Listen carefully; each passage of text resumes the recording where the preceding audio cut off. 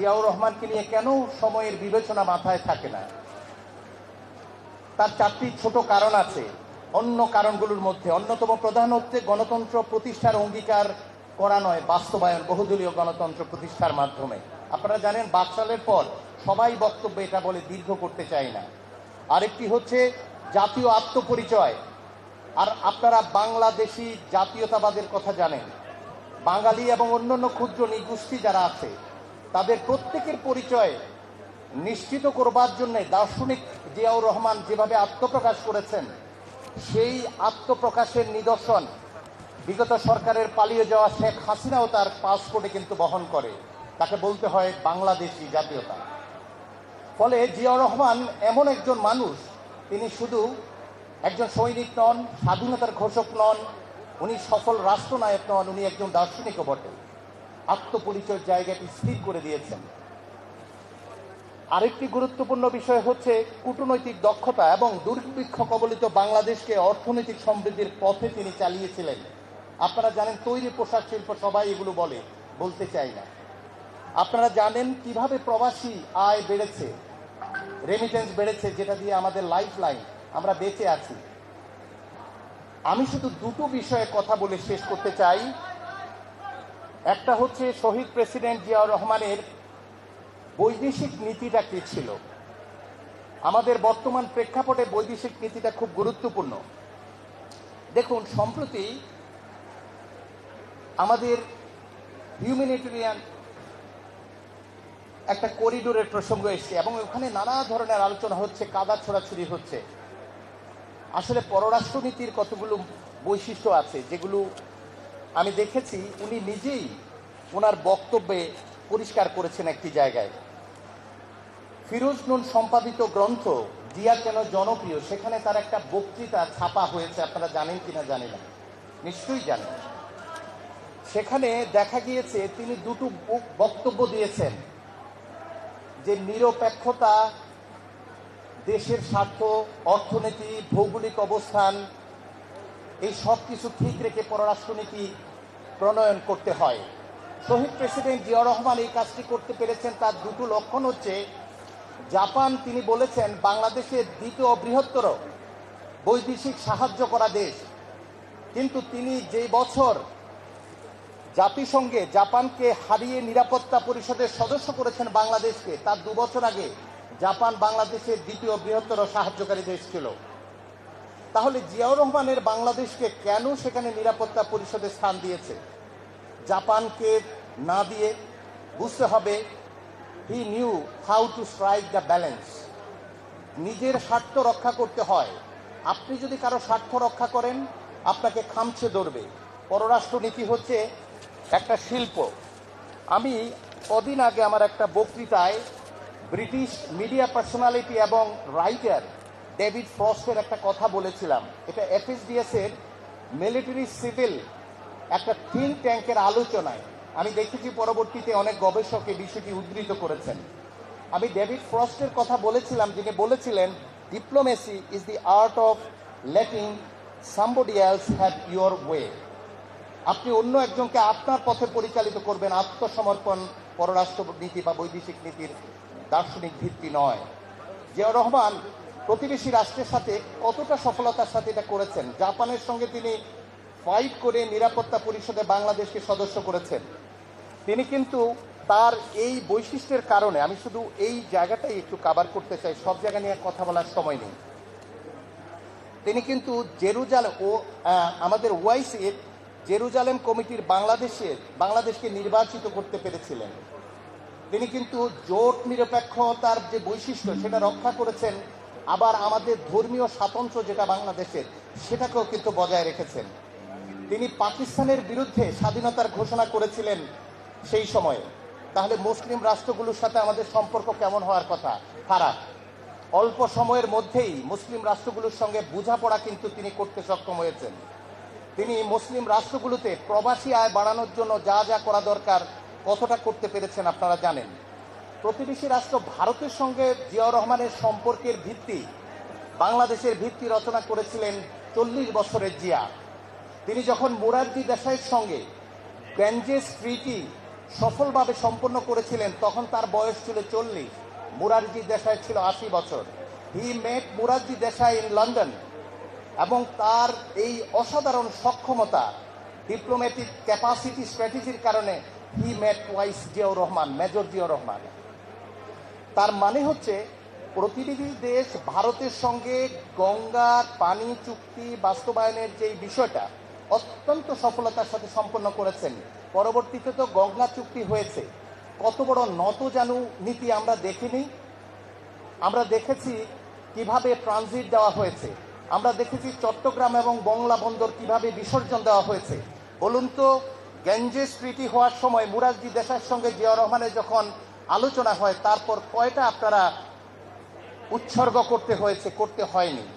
অথচ আমরা দেখেছি উজানের দেশ ভারত আমাদের বাঁধ তৈরি করে, ড্যাম তৈরি করে আমাদের প্রায় 230টি নদীর মধ্যে 158টি নদী শুকিয়ে গেছে শুধুমাত্র এই কারণে। আমরা তারপরেও বিগত পালিয়ে যাওয়া সরকারকে দেখেছি কিভাবে ট্রানজিট দিয়েছে। আমরা দেখেছি কিভাবে বিগত পালিয়ে যাওয়া সরকার চট্টগ্রাম এবং মংলা বন্দর ব্যবহার করতে দিয়েছে। আমরা কি পররাষ্ট্রনীতির বৈশিষ্ট্য এটা? অবশ্যই নয়। আপনি আত্মসমর্পণ যদি করেন আপনাকে খামচে ধরবে, এটা পররাষ্ট্রনীতির বৈশিষ্ট্য নয়। জিয়া বলেছেন পররাষ্ট্রনীতির বৈশিষ্ট্য সম্ভবত ডেভিড ফ্রস্টের সেই কথাই, it is art of somebody else have your way. অন্য একজনকে আপনার পথে পরিচালিত করবার কৌশল, এবং এতে করে আপনি রাষ্ট্রকে, আপনার স্বার্থকে প্রথম দেখবেন। সেজন্য আমি দেখেছি জিয়াউর রহমানের এই দর্শনের আলোকে সম্প্রতি একটি মিলিটারি সিভিল থিঙ্ক ট্যাঙ্ক তৈরি হয়েছে, যারা বাংলাদেশ ফার্স্ট নামে একটা স্লোগান তুলেছে। আমি খুব ভালোবেসে সেখানে গিয়েছি, এবং আমি মনে করি জিয়াউর রহমানের এই বৈদেশিক নীতির যেই আর্ট অফ ডিপ্লোমেসি, বিশেষ করে 78 থেকে 81 পর্যন্ত যেটা, সেটাকে আসলে সামনে নিয়ে যেতে হবে। উচ্চতর শিক্ষা প্রতিষ্ঠানগুলো, বিশেষ করে বিশ্ববিদ্যালয় পর্যায়ে, এখানে একটি কোর্স চালু করা, একটা বিভাগ চালু করা, এবং এই ধরনের গবেষণা যদি হয় তাহলেই বুঝতে পারবেন আমাদের এই সময়ে আমরা একটা বাফার জোনে পরিণত হয়েছি। জিয়াউর রহমানকে ফলো করতে হবে।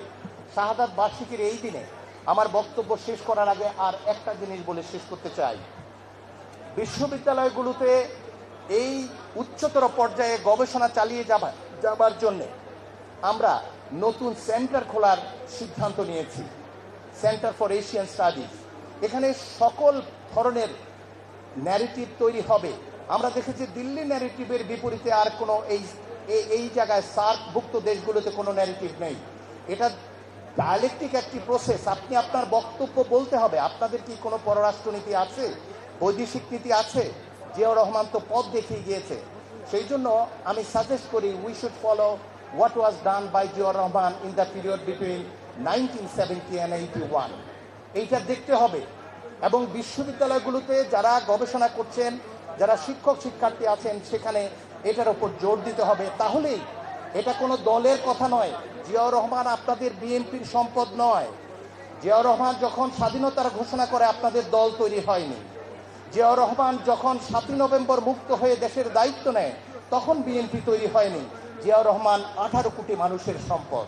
আপনারা এই জন্যই উপাচার্য হয়ে আমি অত্যন্ত আনন্দ চিত্তে আপনাদের এখানে বক্তৃতা দিতে আসি, এবং আমি বিশ্বাস করি যদি বাংলাদেশের মানুষ, বাংলাদেশের শিক্ষিত সমাজ, আমাদের তরুণ ভাইয়েরা 24-এর যারা সংগ্রাম করে এই ফ্যাসিস্টদের হাত থেকে আমাদেরকে মুক্ত করেছেন, তাদের সত্যকে যদি বাস্তবায়ন করতে চান, we should study what is done by Ziaur Rahman. এটি উনি কোনো দলের নয়, এটি কোনো সংগঠনের নয়, তিনি গোটা দেশের সম্পদ। স্বাধীনতার ঘোষণা দিয়ে তিনি একবার প্রমাণ করেছেন, 7ই নভেম্বর আরেকবার প্রমাণ করেছেন, এবং আমরা প্রত্যাশা করি আপনারা জিয়াউর রহমানের পথ অনুসরণ করে 24-এর এই অভ্যুত্থানের পর, যেখানে আমাদের মাতা বেগম খালেদা জিয়া বন্দী ছিল, ছাত্র জনতার রক্তে যেখানে রঞ্জিত রাজপথ, সেখানে আমাদের মাতার হেঁটে চলার, তার মুক্তি। আমি এই জন্য 24-এর অভ্যুত্থানে যারা প্রাণ দিয়েছে তাদের জন্য শহীদ প্রেসিডেন্ট জিয়াউর রহমানের আত্মার মাগফিরাতের সাথে সাথে দোয়া করি, রাব্বুল আলামিন যেন তাদের সবচেয়ে উন্নত জায়গায় শহীদ প্রেসিডেন্ট জিয়াউর রহমানের পর্যায়ে স্থান দেয়। আমি একই সময় মনে করি আমাদের প্রত্যেককেই যদি এই দলটাকে, এই দেশ শাসন করবার জন্য, জিয়া রহমানের আদর্শে অনুপ্রাণিত হয়ে শাসন করবার জন্য উপযুক্ত করতে চাই।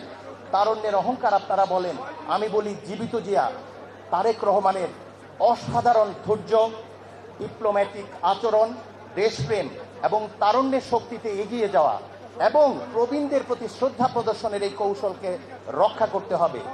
আফ্রিকান একটি প্রবাদ রয়েছে, সেই প্রবাদটি খুব গুরুত্বপূর্ণ, যেটা আমাদের জীবিত জিয়া তারেক রহমান তার বক্তব্যে তারুণ্যের সেই সমাবেশে বলেছেন। আমি খুব ভালোবেসেছি, এই কথাটা খুবই ভালো লেগেছে। তিনি বলেছেন, প্রবীণদের অভিজ্ঞতা এবং নবীনদের শক্তি নিয়ে আমাদের এগিয়ে যেতে হবে। 24-এর গণ অভ্যুত্থানের স্বপ্নকে বাস্তবায়ন করতে হবে। এখানে কোনো দলাদলি নেই, এখানে আবার দখলদারিত্ব নেই। বাংলাদেশকে জনগণ বাংলাদেশের মালিক। জিয়া রহমান বলেছে, আমাদের জীবিত জিয়ার বক্তব্য একই। সেই জন্য আমি বলতে চাই, তার বক্তব্যের সাথে সেই আফ্রিকান প্রবাদের দারুণ মিল রয়েছে। সেখানে বলা হচ্ছে, the younger knows how to run faster, but the elder knows the road. রাস্তাটা চিনে হচ্ছে প্রবীণরা, আর নবীনরা দৌড়াতে জানে। ফলে প্রবীণদের এই অভিজ্ঞতা, এই সব কিছুর সমন্বয় যদি না ঘটে বিএনপির যাত্রায় অথবা বাংলাদেশের অন্তর্বর্তীকালীন সরকারের যাত্রায়, তাহলে যেটি হবে অত্যন্ত দ্রুত গতিতে চলা একটি গাড়ির মতো, ব্রেক ছাড়া গাড়ির মতো আমাদেরকে ধ্বংস হয়ে যেতে হবে, যেটা 2000 ছাত্র জনতা এই জন্য রক্ত দেয়নি। সেজন্য আমি বলতে চাই, সোশ্যালি রেসপন্সিবল লিডারশিপ বলতে যেটা বোঝায়, সেটা যদি আমরা বাস্তবায়ন করতে যাই, তারুণ্য এবং প্রবীণের সমন্বয়ে জীবিত জিয়া তারেক রহমানের অঙ্গীকার ব্যক্ত করেছেন গতকাল যেভাবে, আপনাদেরকে সেই পথে হাঁটতে হবে। আপনাদের দিকে তাকিয়ে আছে গোটা বাংলাদেশ। বাংলাদেশ একটি বিশেষ অবস্থা পার করছে। এটি কোনো সরকার নয়, এটা একটা সহযোগিতা। ইউনূস স্যার অসাধারণ একটা মানুষ। আপনাদের এই সুবিবেচনা আমাকে আরো অনুপ্রাণিত করে বিএনপির প্রোগ্রামে সে বক্তৃতা দেওয়ার জন্য। আমি খুবই ভালোবেসেছি যে এরকম একজন মানুষকে সুযোগ দিয়ে আপনারা নির্বাচনকে তথাকথিত এই যে বিভিন্ন ধরনের বক্তব্যের নামে আমাদের তরুণ ভাইদের যারা বিভ্রান্ত করছেন, শিল্পপতিরা, for God's sake don't do it. 71-এ একবার আমরা রক্ত দিয়েছি, আপনাদের জন্য পারিনি। আমরা 90-তে একবার দিয়েছি, আপনাদের জন্য পারিনি। 24-এর রক্ত যেন বৃথা না যায়। আমি বিশ্বাস করি আপনারা সবাই এখানে ভ্যানগার্ড হিসাবে কাজ করবেন। জনাব তারেক রহমানের নেতৃত্বে বিএনপির আমার গুরুজন যারা বসে আছেন এখানে, তাদের নেতৃত্বে এই সরকার অতি দ্রুত একটি নির্বাচনের পথে হাঁটবেন। এই জন্য আমি বলছি, যে কথা বলে শেষ করি, জিয়া রহমান নিয়ে কথা বলতে গেলে আসলে হুঁশ থাকে না, লম্বা করে ফেলি, আমাকে ক্ষমা করবেন। আমি মনে করি আমাদের এই সোশ্যালি রেসপন্সিবল লিডারশিপ বলতে যা বোঝায়, যেটা আমি খুব গুরুত্বের সাথে বিবেচনা করতে চাই,